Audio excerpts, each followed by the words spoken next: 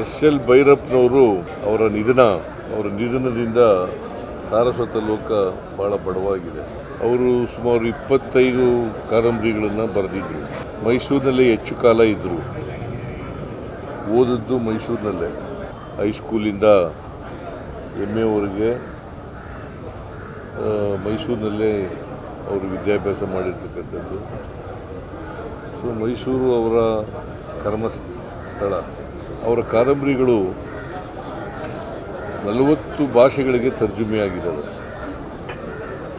ಬಹುಶಃ ಇಷ್ಟೊಂದು ಭಾಷೆಗಳಿಗೆ ತರ್ಜುಮೆ ಆಗಿರ್ತಕ್ಕಂಥ ಕಾದಂಬರಿಕಾರರು ಬಹುಶಃ ಭೈರಪ್ಪನವರು ಒಬ್ಬರೇ ಅಂತ ಅನಿಸುತ್ತೆ ನನಗೆ. ಭಾಳ ಓದುಗರನ್ನು ಸಂಪಾದನೆ ಮಾಡಿದರು. ಬೇರೆ ಭಾಷೆನಲ್ಲೂ ಸಂಪಾದನೆ ಮಾಡಿದರು, ಕನ್ನಡ ಭಾಷೆನಲ್ಲೂ ಕೂಡ ಸಂಪಾದನೆ ಮಾಡಿದರು. ಅವರು ಒಂದು ಸಣ್ಣ ಹಳ್ಳಿನಲ್ಲಿ ಹುಟ್ಟಿದ್ದರು.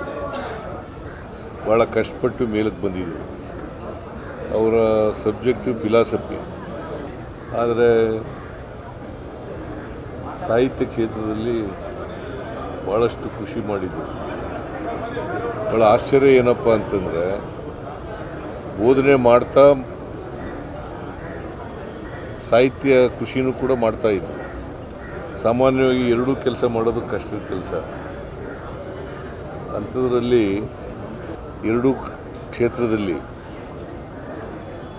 ತಮ್ಮನ್ನು ತೊಡಗಿಸ್ಕೊಂಡ್ರೂ ಕೂಡ ಸಾಹಿತ್ಯ ಕ್ಷೇತ್ರದಲ್ಲಿ ಆಸಕ್ತಿ ಇತ್ತು ಅವರಿಗೆ. ಅವರು ಅದಕ್ಕೆ ಕಾದಂಬರಿಗಳನ್ನು ಬರೆಯೋದು ನನ್ನ ಆತ್ಮತೃಪ್ತಿಗೆ ಅಂತ ಹೇಳ್ತಾ ಇದ್ದರು. ಅವರ ಕಾದಂಬರಿಗಳು ಜಗತ್ಪ್ರಸಿದ್ಧವಾಗಿರ್ತಕ್ಕಂಥ ಕಾದಂಬರಿಗಳನ್ನು ಬರೆದಿದ್ದಾರೆ. ನಾನು ಎಲ್ಲ ಕಾದಂಬರಿಗಳನ್ನು ಓದೋಕ್ಕಾಗಿಲ್ಲ, ಕೆಲವು ಕಾದಂಬರಿಗಳನ್ನು ಮಾತ್ರ ಓದಿದ್ದೀನಿ. ಅವರ ಬದುಕು ಇದೆಯಲ್ಲ, ಆ ಬದುಕಿನ ಅನುಭವದ ಮೇಲೆ ಕಾದಂಬರಿಗಳನ್ನು ಬರೆದಿದ್ದಾರೆ. ಸೊ ಇವರು ನಮ್ಮನ್ನೆಲ್ಲ ಅಗಲಿದ್ದಾರೆ. ಅವರ ಧರ್ಮಪತ್ನಿ ಇನ್ನೂ ಕೂಡ ಬದುಕಿದ್ದಾರೆ. ಅವರ ಮಕ್ಕಳು ಕೂಡ ಇದ್ದಾರೆ. ಒಬ್ಬರು ಮೈಸೂರಿನಲ್ಲಿದ್ದಾರೆ, ಇನ್ನೊಬ್ಬರು ಲಂಡನ್ನಲ್ಲಿದ್ದಾರೆ. ಈಗ ತಾನೇ ಅವ್ರನ್ನ ಭೇಟಿ ಮಾಡಿದೆ. ಅವರ ಆತ್ಮಕ್ಕೆ ಚಿರಶಾಂತಿ ಕೋರ್ತಾ